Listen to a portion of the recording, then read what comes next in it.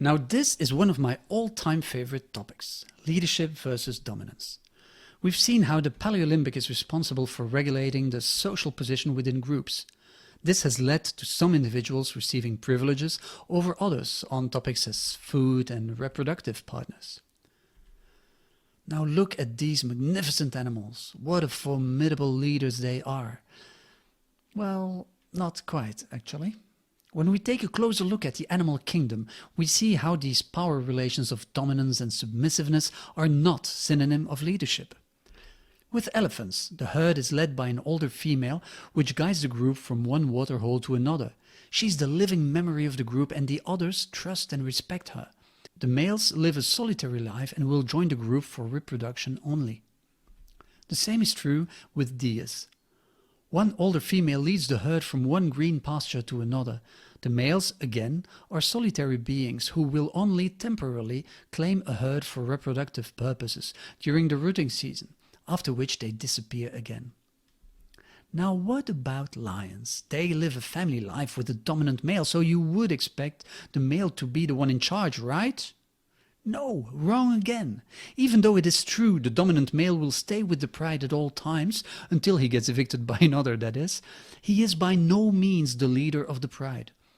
Hunting is done by the females, as the weight of the males make them too slow to be very efficient. It is a mature, experienced female who leads the hunting, guiding the younger animals towards success. If by misfortune the leading female gets hurt, it may have dramatic consequences on the pride. Another female will have to quickly rise to the occasion. Failing to do so could mean starvation for all members of the pride. And this huge responsibility is not, I repeat, not given to the dominant male, even though he gets to eat first after a kill. So what about humans? Isn't it mind-blowing that animals are wise enough to make the decision not to trust the dominant ones and prefer experienced, respected leaders, and we, humans, fail to do so? Think about it. From an early age, some children just use others to get what they want, being it through bossing around or seducing others, children and adults alike. They often behave like small tyrants who can become quite aggressive when they don't get what they want. We can observe that same behavior in adults, sometimes very subtle and other times just flagrant. This Paleolympic behavior, unfortunately, gets often rewarded, as we tend to avoid conflict and confrontation, thus we let them have their way. This is exactly why authoritarian, dominant, aggressive Paleolympic managers end up in key positions in organizations. As they move up in hierarchy, they ruthlessly play the game of internal politics to discredit potential contenders, and they usually get away with it.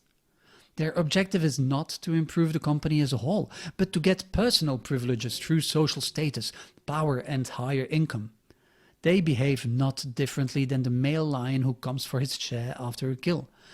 They are only interested in their own position, and they will defend their territory as if their life depended on it. However, this is not leadership. This is dominance. You won't find a deer nor elephant, dolphin, lion pride, wolf, buffalo, wildebeest, zebra or giraffe to follow a dominant male. These animals follow other individuals based on their Neolympic traits and skills. They trust them because they have shown they are capable and do care about the group.